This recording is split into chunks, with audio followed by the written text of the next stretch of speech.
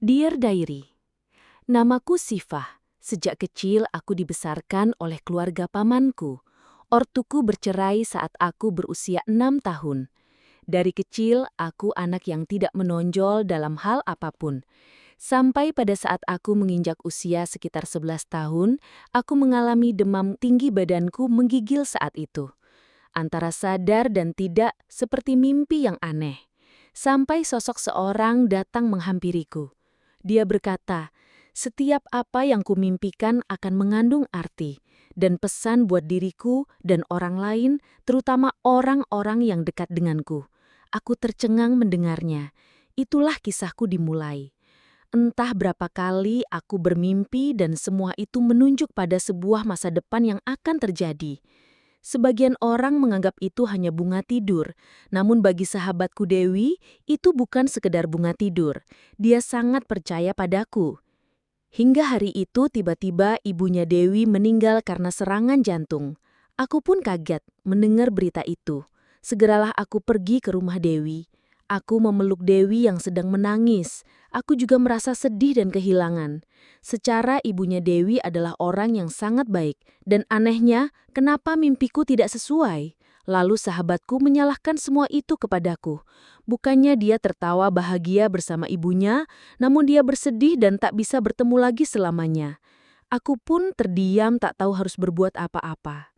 Dewi pun pergi menjauhiku, sama seperti mereka menganggap aku adalah orang pembawa sial.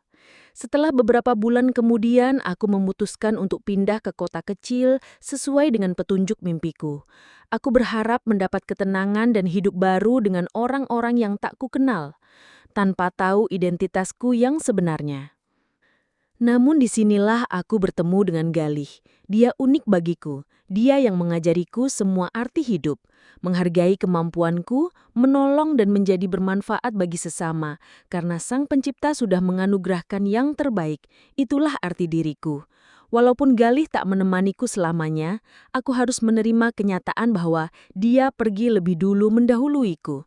Namun semua ini tak mematahkan langkahku untuk terus menolong mereka yang membutuhkan keahlianku.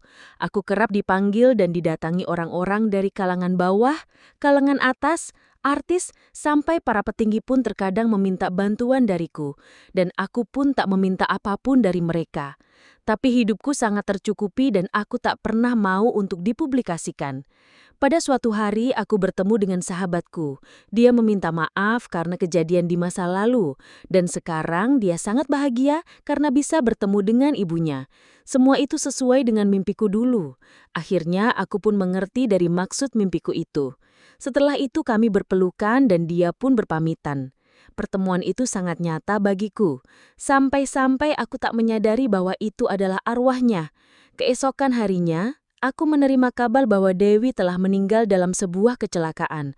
Aku pun meneteskan air mata atas kepergiannya. Semua itu telah berlalu hari demi hari kulalui dengan segala peristiwa. Dan aku bisa berjalan sampai hari ini, semua karena kemurahannya, dan aku sekarang tahu tujuan hidupku yang sebenarnya. Aku Sifah, seorang prekognitif dream. Terima kasih, sampai jumpa di cerita selanjutnya.